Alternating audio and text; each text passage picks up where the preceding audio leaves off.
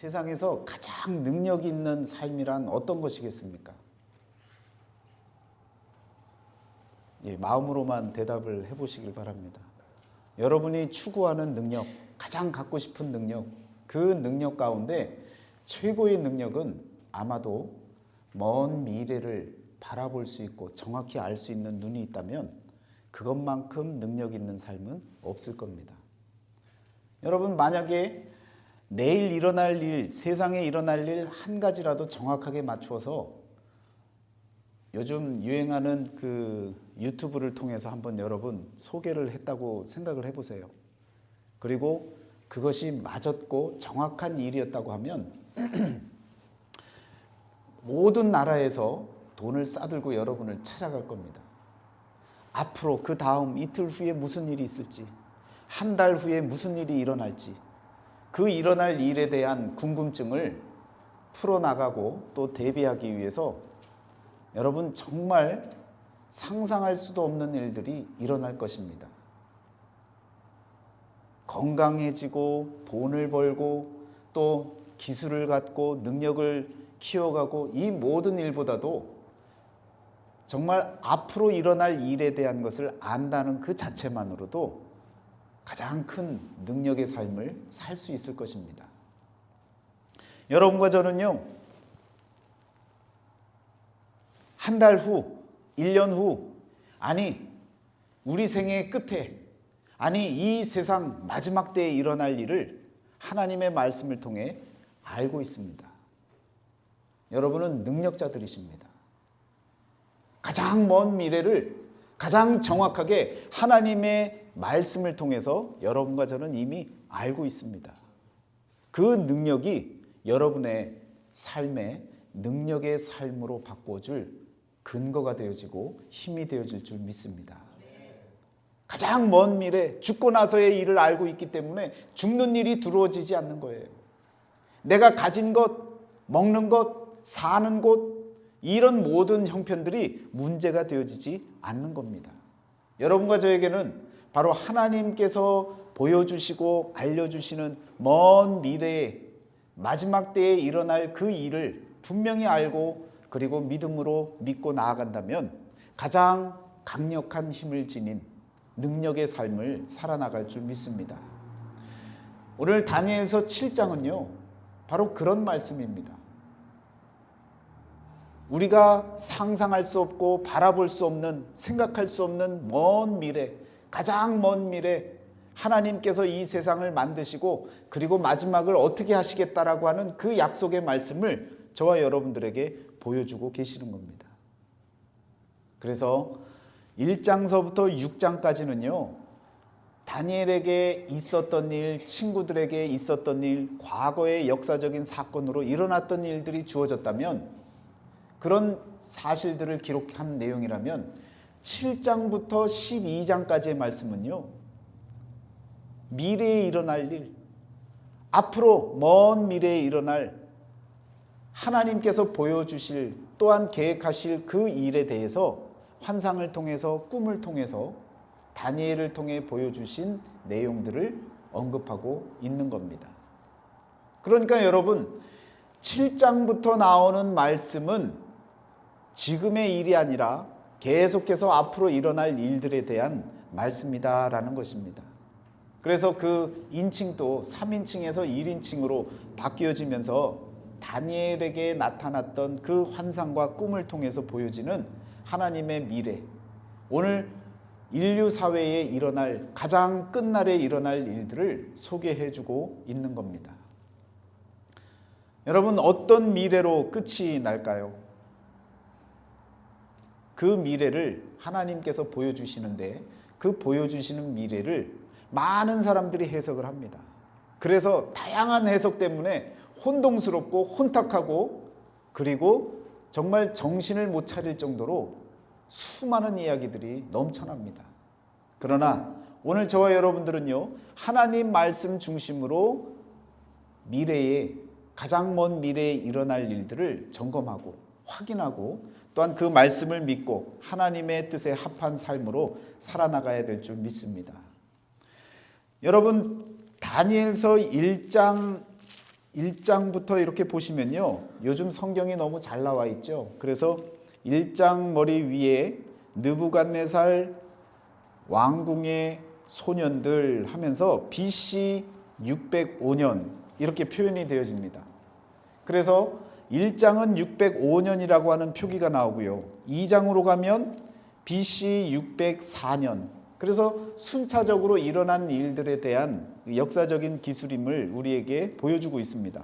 3장 또 585년 이렇게 나오죠. 4장은 570년, BC 570년, 그리고 5장은 539년. 점차 가까워지고 있죠. 6장은 538년입니다. 그런데 여러분 7장은요. 538년까지 갔던 그 연대가 다시금 553년으로 되돌아갑니다. 그러니까 성경을 읽으실 때 이런 연도를 잘 확인하셔야 됩니다.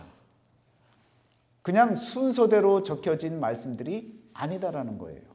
7장부터는요. 다니엘에게 나타났던 환상을 모아놓은 겁니다. 그러니까 일어났던 과거의 환상들, 보여졌던 환상들이 새롭게 그 연수가 일어났던 연수를 적어나가고 있기 때문에 7장서부터는요. 다시금 뒤로도 갔다가 앞으로도 가고 합니다. 여러분 그래서 성경을 순서대로 쓰여져 있다고 시간적 순서라고 생각하시고 읽어나가시면 안 맞는 거예요.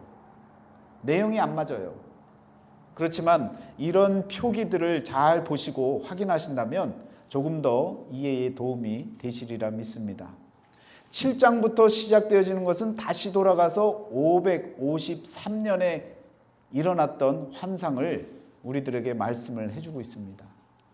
그럼 그 환상의 그 대상이 누구일까요? 바벨론 포로로 인해서 포로 생활로 지치고 절망 속에 거하고 있는 이스라엘 백성들입니다.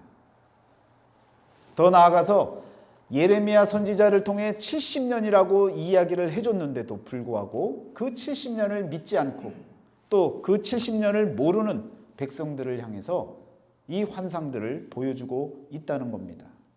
하나님의 백성으로서 희망하고 자유를 꿈꾸고 그리고 해방을 꿈꿨던 그러한 자녀들에게, 백성들에게 하나님께서는요, 다니엘 선지자를 통해서 앞으로 일어날 일을 통해서 지금 절망 가운데 놓여져 있는 이스라엘 백성들에게 새로운 희망의 근거를, 또한 능력의 삶을 살아갈 수 있는 그 힘을 알게 해주는 말씀이다라는 것입니다. 여러분 오늘 우리들도 마찬가지입니다. 현실에 눌려서 하나님의 언약의 말씀을 잊어버리고 또 기억치 못하고 희망을 잃어버리고 일어나는 많은 사회 현상들 그리고 살아가는 경제적인 모든 활동들, 이 모든 것들 때문에 하나님의 말씀을 잊어버리고 살아가고 있는 자들에게 오늘 저와 여러분들에게 인생의 가치가 어디에 있고 또한 진리가 무엇이고 그리고 앞으로 일어날 일이 어떤 일인지를 통해서 여러분과 제가 조금 더 능력의 삶을 갖고 살아나갈 수 있는 그런 믿음을 오늘 저와 여러분들에게도 동일하게 허락해 주시는 말씀인 줄 믿습니다. 그러면 하나님께서 왜 이런 말씀을 허락을 하셨겠습니까? 당연히 희망을 주시려고 말씀하셨을 겁니다. 더불어서 이 인류 사회 가운데 역사의 마지막 때에 일어날 일들을 분명히 한 번쯤은 말씀을 해주셔야 되고 믿는 자들에게 마지막 때의 일을 언급해 주셔야만이 하나님의 약속이 마지막까지 이어질 것을 분명히 알게 해주시는 부분이다라는 것입니다. 여러분 다니엘은요 이런 말씀을 또 환상을 보고 그리고 꿈을 꾸면서 번민하고 고민했다라고 말씀하고 있습니다. 오늘 7장에 보면요 그런 말씀을 마지막 부분에 표현하고 있죠. 뭐라고 나옵니까? 그 말이 이에 그친지라 나 다니엘은 중심에 번민하였으며 내 얼굴빛이 변하였으나 내가 이 일을 마음에 간직하였느니라. 사람들은요, 마지막 때에 일어날 일이 그저 하나님께서 우리를 구원하시고 모든 것을 정리정돈해서 세상이 평화롭게 잘 끝날 것이라고 꿈꿉니다. 그렇지만 다니엘도 그랬지만 여러분, 하나님께서 보여주실 미래는요, 엄청난 환난과 그리고 고난과 고통의 시간들을 거쳐가야 하는 그런 기간들이 남겨져 있습니다. 그 다니엘은요, 오늘 저와 여러분과 똑같은 마음을 갖는 거예요. 모르면 차라리 쉬울 텐데 보여주시니까 더 번민이 되고 고민이 되는 겁니다. 하나님께서 보여주신 모든 것들을 생각하건대 너무너무 두렵기도 하고요, 걱정스럽기도 하고요. 그러면서도 그것이 하나님께서 보여주신 것이기 때문에 마음에 간직할 수밖에 없었다라는 거죠. 오늘 저와 여러분들에게도요, 하나님께서 어떤 말씀을 주시든 그 말씀을 내 마음에 들든 안 들든 그것이 문제가 아니라 하나님께서 보여주시고 알려주시는 말씀들이 때로는 나를 힘들게 하고 어렵게 하는 것 같지만, 그러나 그 말씀을 마음에 새기고 믿음으로 살아가신다면 그 말씀들이 은혜롭게 저와 여러분들의 삶 속에서 귀하게 성취되어지고 열려지는 역사가 일어날 줄 믿습니다.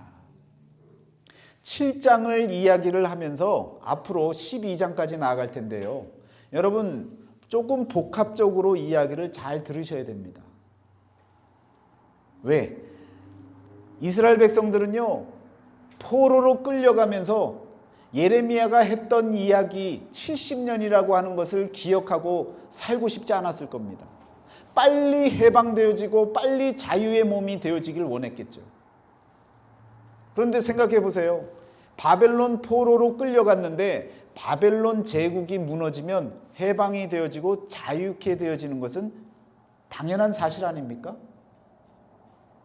그런데 다니엘이요, 정부 일을 하면서 바벨론에서 통치자로서의 삶을 살아가고 있는데 바벨론 제국이 문을 닫았음에도 불구하고 새로운 제국 메대와 바사라고 하는 나라가 새롭게 열리면서도 이스라엘 백성들은 그 자리에 그대로 있는 거예요. 그러니까 다니엘 입장에서는 얼마나 속상합니까? 그래서 알아보기 시작하는 거예요. 하나님, 도대체 언제가 우리 이스라엘 백성들의 해방의 날입니까? 그러다가 찾아본 것이 예레미야의 말씀이 기록되어져 있는 부분을 보고 70년인 것을 알게 되어집니다. 70년인 것을 알게 되어졌는데, 여러분 성경에서는 70년인 것을 알았더라라고 하면 그냥 문제가 해결되어지는 부분인데요, 다니엘서에서 그 말씀에서는 뭐라고 얘기하느냐면 70년 그 연수를 알고 깨달았더라라고 표현하고 있습니다. 깨달았다는 얘기는요, 그냥 숫자로 70년이라는 것뿐만 아니라 그 너머에 있는 또 다른 의미가 있는 것을 알게 된 거죠. 여러분 성경 말씀을 열심히 읽고 읽은 정보에 대한 내용을 읽고 나서 알면 그저 알았다라고 이야기를 합니다. 그러나 여러분의 삶 속에 하나님께서 말씀하시는 그 부분들이 말씀을 통해 전달되어졌을 때는 우리는요, 깨달았더라 하고 고백할 수 있는 거죠. 다니엘은 바로 그런 숫자적으로 역사적으로 일어날 그 일 너머에 있는 또 다른 의미에 관심하게 되어지고 깨닫게 되어졌다라는 말씀입니다. 그러면 그 깨달아진 내용 가운데 7장부터 12장까지의 말씀 가운데 오늘은 7장의 말씀입니다. 오늘 본문을 통해서 환상의 그 내용을 보셨는데 바다에서 네 짐승이 일어납니다. 바다는요, 세상을 의미합니다. 그래서 세상에서 좋을 것이 날 일은 없는 법입니다. 그래서 바람이 일게 되어지고 그 바람으로 인해서 바닷속에 숨겨졌던 짐승, 네 가지 종류의 짐승이 오늘 본문에서 나타납니다. 환상을 통해 드러났던 첫 번째는 여러분 사자와 같은 그런 짐승이었습니다. 사자가 아닙니다, 여러분. 마치 보니까 사자와 같은 짐승이었을 것이다 라고 여겨진 거죠. 그러니까 사자는 아닙니다. 사자와 같은 짐승인데 이 사자와 같은 짐승은 다니엘서 2장에서도 언급되었지만 이미 나왔던 것처럼 바벨론을 의미하는 표현입니다. 그래서 이 사자와 같은 짐승이 나타났는데 독수리 날개가 달려져 있는 거예요. 그런데 이 독수리 날개가 뽑힙니다. 아주 기세등등했던 이 느부갓네살 왕이 여러분 그 권위가 뽑히게 되어지죠. 왜 뽑힙니까? 미치광이가 되어집니다. 7년 동안. 그래서 정상적인 여러분 왕위에 서 있을 수가 없었습니다. 그러니까 성경에서는요, 날개가 뽑혔고 사람처럼 두 발로 서게 되어집니다. 사자와 같은 짐승이면 네 발로 기어다녀야 될 것 아닙니까? 그런데 두 발로 섰어요, 사람처럼. 그럼 이게 제정신입니까? 짐승으로 보자면 이게 미친 거죠. 정상적인 짐승이면 기어다녀야 되는 거예요. 그런데 사람처럼 섰다는 거예요. 이게 바로 느부갓네살 왕의 미치광이 7년을 언급해주고 있는 겁니다. 그러다가 다시 마음이 어떻게 됐다고 해요? 사람의 마음을 받았더라. 다시금 회복이 되어집니다. 그래서 회복되어진 그 표현을 다니엘서 4장 마지막 부분에 34절부터 37절의 말씀에 이방인으로서 왕으로서 제국의 왕으로서 하나님을 고백하는 장면이 나옵니다. 그게 바로 정신이 돌아와서 미치광이 생활하다가 다시금 돌아와서 하나님을 드높인 거죠.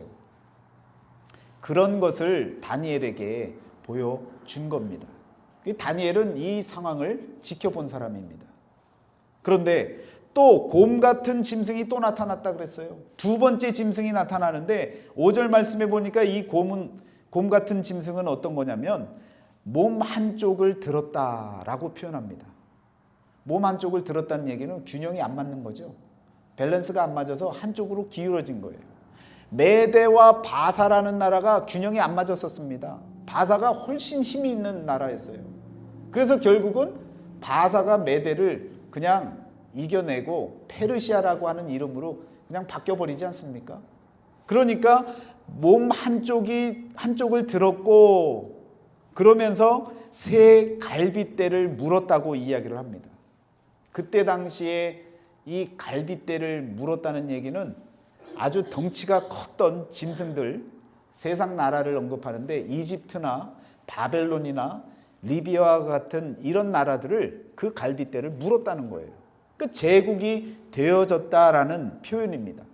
더불어서 많은 고기를 먹는 모습들, 그런 모습들이 나온다는 건 다른 많은 족속들, 많은 고기로 생각하는 그런 다른 짐승들도 나라들을 짐승으로 표현하고 있는 겁니다. 그런 짐승들도 다 먹기를 원하고 좋아했던 그런 곰 같은 짐승이라는 겁니다.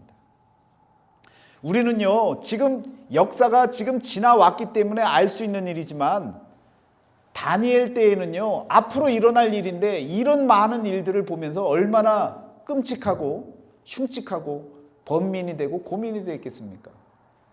메대와 바사라는 나라가 무너지고 또 그 다음에 나타날 나라는 여러분 아시다시피 헬라입니다. 알렉산더 대왕이죠. 그가 나타나는 그 모습들을 표범 같은 짐승으로 표현하고 있는 겁니다. 그래서 새 날개가 넷이라고 이야기를 하는데 또 머리가 넷이라고 얘기를 합니다. 역사 속에 나타났던 사실과 같이 여러분 이 표범과 같은 알렉산더 대왕이 젊은 나이에 죽게 되죠. 요절을 하고 나서 바로 4개의 힘 있는 족속들이 나라를 세워버립니다.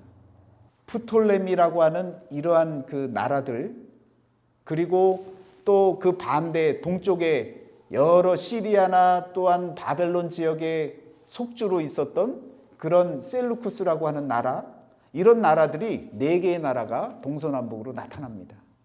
그러니까 성경에서 이야기하고 있는 이 환상들을 통해서 앞으로 일어날 일들에 대한 것도 다 언급이 되어졌다라는 거죠.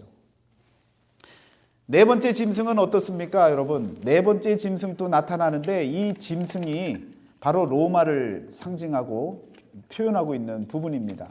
그런데 이 로마가요, 무섭고 놀라우며 강하며 쇠로 된 큰 이라고 하는 표현을 쓰고 열뿔이 있더라 그럽니다.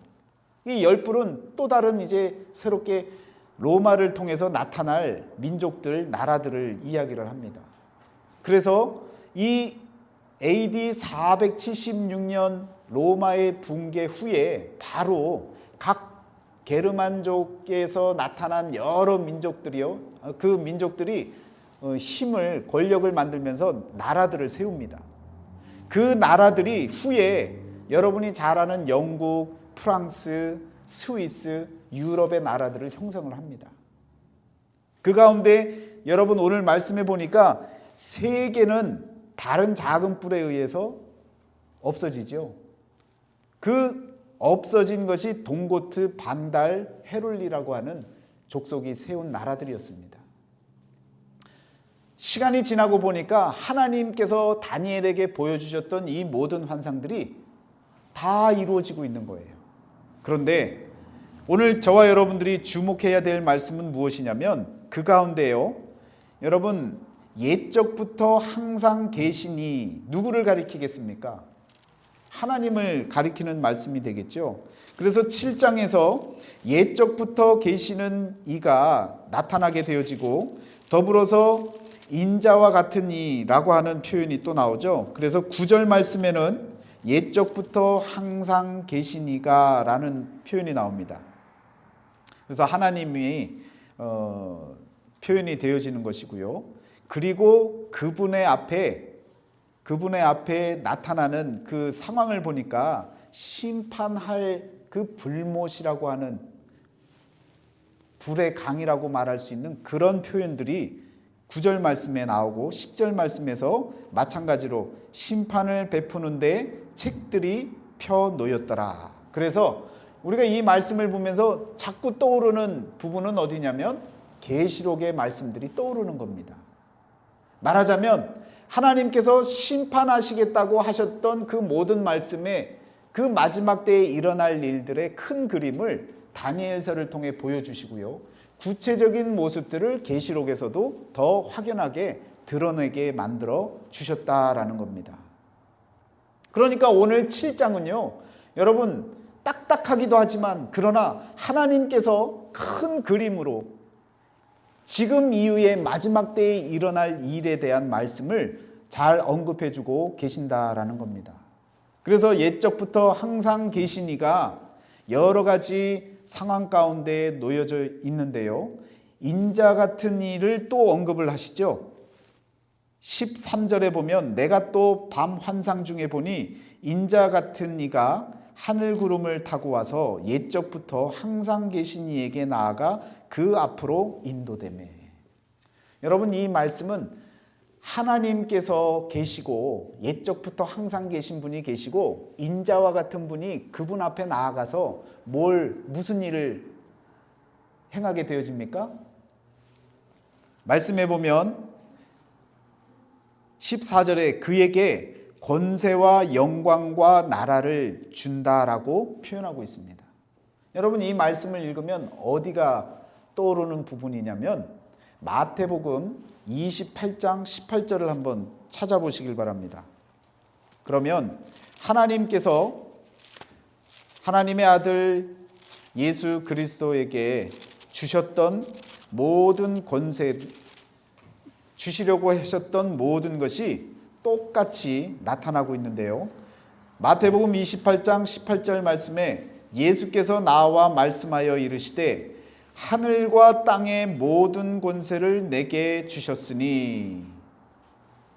여러분 하늘과 땅의 모든 권세를 하나님께서 그의 아들에게 허락해 주십니다. 그러면 이런 권세를 받으실 분이 인자와 같은 분 예수 그리스도라는 것을 우리들이 알 수가 있죠.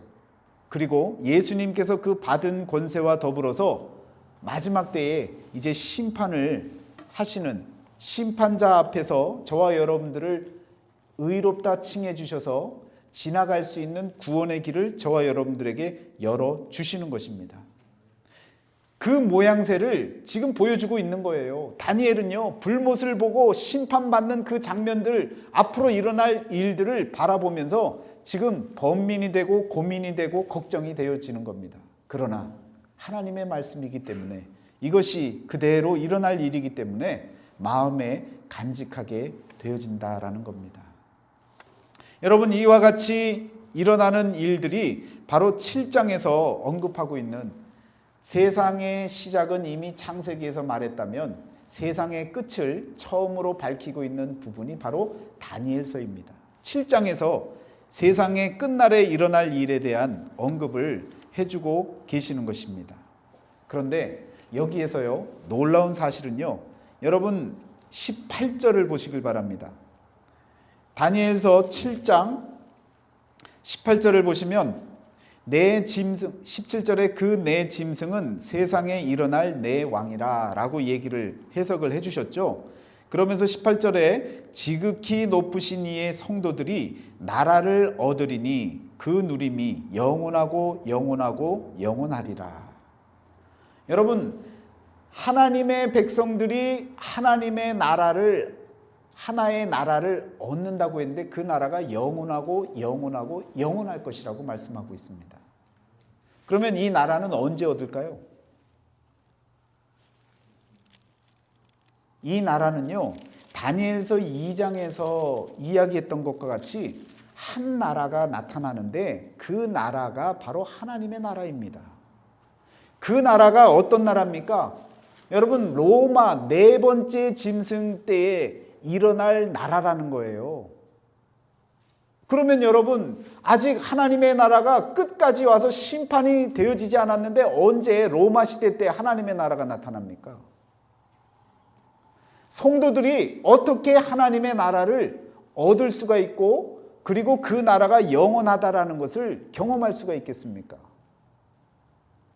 로마 시대에 로마의 속국으로 있었던 이스라엘, 그 땅에 베들레헴에 예수 그리스도께서 나신 것입니다. 그 나라가 바로 하나님의 나라입니다. 우리는요, 하나님의 나라를 공간적으로만 생각하고 있어요. 여러분과 제가 하나님의 나라, 물론 죽고 나서 우리 하나님께서 그 공간으로 인도하실 겁니다.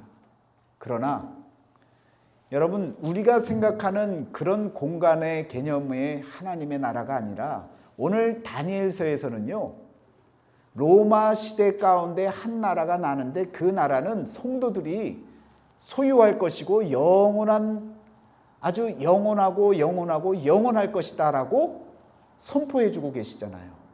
그 나라가 어떤 나라냐? 예수님께서 우리들에게 선포해 주신 바로 그 하나님의 나라입니다.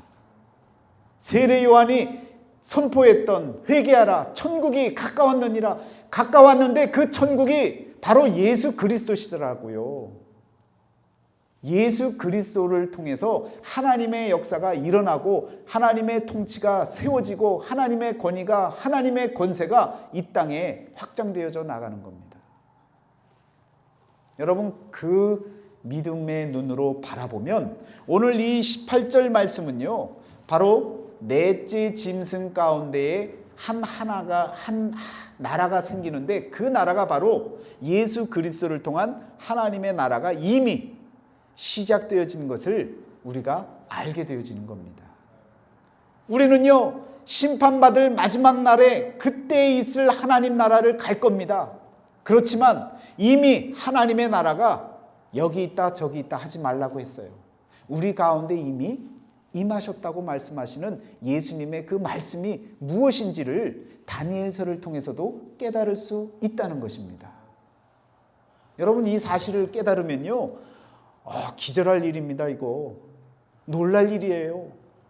구약 속에서 예수님을 상징하고 또 언급하는 일들은 많이 있어 왔지만, 그러나 하나님의 나라 자체도 이와 같이 넷째 짐승이 일어나는 그 로마 시대에 있을 일에 대해서 말씀을 하시는데, 그 나라가 바로 예수님을 통한 하나님의 나라다라는 사실을 여러분 깨달으셔야 됩니다. 다니엘은요, 우리처럼 예수님 후대 사람이 아니에요. 그래서 이것을 감당하기가 어려운 겁니다. 깨닫기가 어려운 거예요. 무슨 일이 어떻게 일어날지 모르는 거예요. 그러나 저와 여러분들은요, 이미 완성되어진 하나님의 말씀을 들고 있습니다. 마지막 때에 일어날 일이 무엇인지도 밝혀놓았습니다. 그런데 문제는 안 믿는다는 거죠. 안 본다는 거죠. 안 보면요, 우리에게 미래를 아는 능력이 없는 겁니다. 여러분과 저는요, 가장 힘있는 능력의 삶을 살 수 있는 조건이 바로 성경에 주어져 있다는 사실을 기억하시기를 바랍니다. 하나님께서 마지막 때에 심판하시겠다라고 하는 그 말씀만 믿어도 우리는요, 이 세상이 전부가 아니다라는 사실을 알고 믿음으로 힘껏 살아갈 수 있는 힘이 생기는 겁니다. 물질 때문에 어렵기도 하지만 그것이 내 생명을 앗아갈 수 있는 그런 힘이 있는 것이 아니라는 것을, 미천한 것이라는 것을 알게 되어진다는 것입니다. 여러분은요, 능력의 삶을 살아나가셔야 됩니다. 흔들리지 마셔야 됩니다. 이 땅이 전부가 아닙니다. 주어진 삶 가운데 열심히 살아나가는 것은 분명한 사실이지만, 그러나 우리의 환경과 우리의 모든 시대가 저와 여러분들을 옥죄지 않는다는 사실을 기억하시기를 바랍니다. 여러분, 오늘 말씀 가운데 나타나는, 그리고 이제 앞으로 우리들이 관심에서 바라봐야 할 말씀이 바로 25절에 나오는 말씀이죠.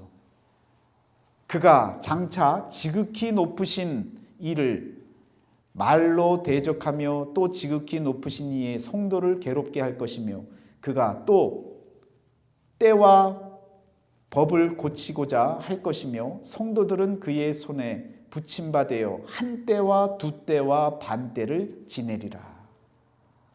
그러나 심판이 시작되면 그는 권세를 빼앗기고 완전히 멸망할 것이요. 그러면 여러분, 이 한 때와 두 때와 반 때, 이것 때문에요, 많은 해석들이 나오고 많은 이단들이 생기고, 이 한 때, 두 때, 반 때라는 이야기 때문에 세상에 얼마나 많은 사람들이 잘못된 길로 걸어가고 잘못된 인생을 살고 또한 잘못된 신앙으로 여러분 빠져드는지 모릅니다. 이 한 때, 두 때, 반 때 이야기는 앞으로도 계속 나오겠지만요, 여러분, 이것은요, 하나님께서 저와 여러분들에게 분명히 신약 성경을 통해서도 말씀하신 것처럼 때와 시기는 하나님밖에 모른다는 사실을 여러분 분명히 기억하시고 보셔야 됩니다.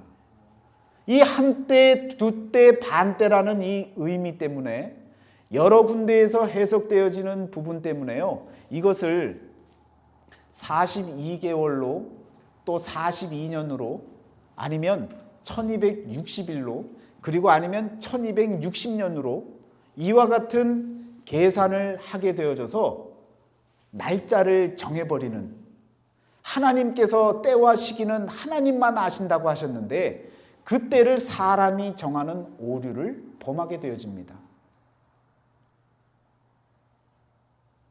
그래서요, 세대주의자들이 나오는 겁니다. 극단적인 시한부 종말론을 주장하면서 때가 가까웠다 하면서, 물론 때는 가까웠습니다. 그런데 날짜를 정해버리는 것은요, 여러분 전혀 성경에 맞지 않은 일입니다. 그런데 그 때를 정하는 것에 혹하고 혹시나 그때가 되어지면 어떡하나, 그래서 빠져드는 거예요. 영적인 이야기라고 하는 그 이야기 때문에, 그 중압감 때문에, 나는 모르니까 영적으로 뛰어나신 분이 아실 테니까 나는 그 길을 쫓아가야 돼, 이런 마음을 갖고 계시면 안 된다는 거예요. 성경은요, 정확하게 말씀하고 있습니다. 만약에 시간을 정한 일이라면 정확한 시간을 얘기했겠죠.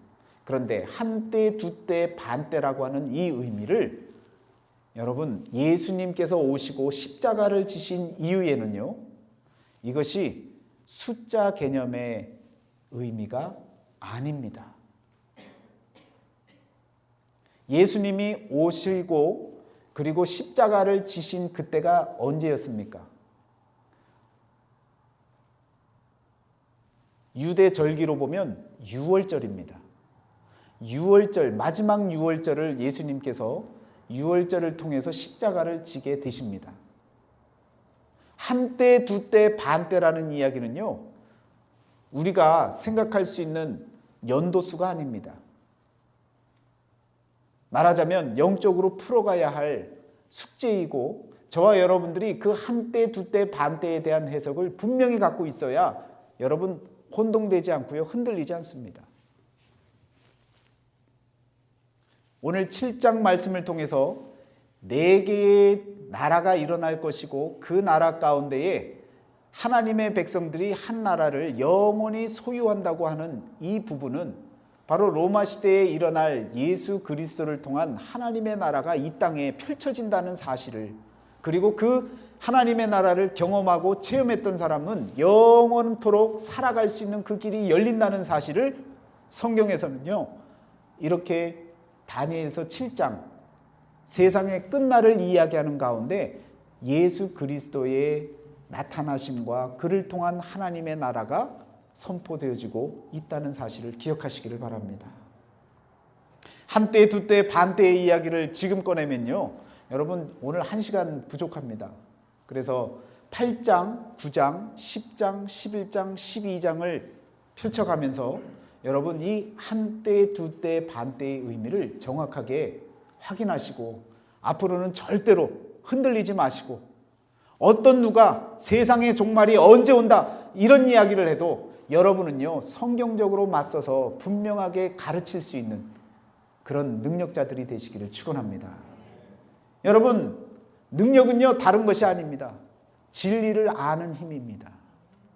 진리는요 어느 세대에나 언제나 변하지 아니하고 계속해서 지속되어지는 사실입니다. 여러분, 그 사실을 안다는 이야기는 오늘 우리 세대뿐만 아니라 다음 세대에서도 똑같이 일괄적으로 진행되어지는 사실입니다. 그 사실이 마지막 때까지 지속이 되어지기 때문에 그 사실을 붙잡고 그 사실을 따라 사는 사람들은, 진리를 따라 사는 사람들은요, 마지막 때에 일어나는 일을 대비할 수 있게 되어지는 겁니다. 한 가지 더 말씀만 마무리하고 마치겠는데요. 여러분, 오늘 말씀에 보면 다니엘서 7장 18절 마지막에 보면 이런 표현이 나오죠. 18절에 이렇게 나옵니다. 영원하고 영원하고 영원하리라. 미래형을 쓰고 있어요. 그러니까 예수님이 오셔서 하나님의 나라를 선포하시고 그 나라를 체험하게 하시고 이 땅에서도 하나님의 나라를 경험하게 만들었던 이 모든 일들이 영원할 것이다 라고 하는 미래형을 쓰고 있어요. 그런데 22절 말씀에 보면요, 옛적부터 항상 계신 이가 와서 지극히 높으신 이의 성도들을 위하여 원한을 풀어주셨고 때가 이름에 성도들이 나라를 얻었더라. 이건 뭡니까? 과거형으로 쓰고 있다는 거예요. 환상을 통해서 보여진 미래의 일이 확정되어지고 끝난 모습들을 보여주고 있는 겁니다. 영원하리라 라고 하는 미래형을 써서 예수님이 오셔서부터 계속해서 그 나라가 끝까지 가는 거예요. 그런데 또 한편으로는 마지막 때에는 끝나는 모습을 보여주고 있는 겁니다. 환상 속에서는요, 과거형으로 끝나는 거예요. 우리가 살아가고 있는 이 세상은요, 마지막 때 끝날 겁니다. 그래서 환상에서는 과거로 비춰지는 겁니다. 이 시제 하나만큼 또 저와 여러분들에게 주시는 의미가 크다는 사실을 기억하시길 바라요. 예수님을 통해서 오신 그 하나님의 나라는 영원할 것입니다. 그런데 우리에게 주어진 이 세상의 역사는요, 끝나는 겁니다. 그래서 다니엘서 7장에서는요, 인간의 세상에 대한 역사의 마지막까지도 분명하게 알려주고 있는 겁니다. 그래서 참고로 오늘 한때와 두때와 반때라는 이 말씀이 나왔는데요, 나중에 9장으로 가면 여러분 한일해라고 하는 표현이 또 나옵니다. 그런데 한일해를 반으로 나누면 어떻게 돼요? 한번 묵상하시면서 말씀을 통해서 한번 확인해 보시길 바랍니다. 한일해라고 하는 표현을 쓰고 있는데 그 한일해만 남습니다. 그런데 그 한일해 중에 반은요, 바로 한때, 두때, 반때로 표현할 수 있는 겁니다. 이건 숫자 개념이 아닙니다. 우리에게 남아있는 것은요, 이제 앞으로 한 때, 두 때, 반 때가 남습니다. 이것을 영적으로 확인하시고 또한 깨달으시고 그 말씀을 기초로 해서 여러분과 저의 삶을 능력의 삶으로 나아가야 될 줄 믿습니다. 함께 기도하겠습니다.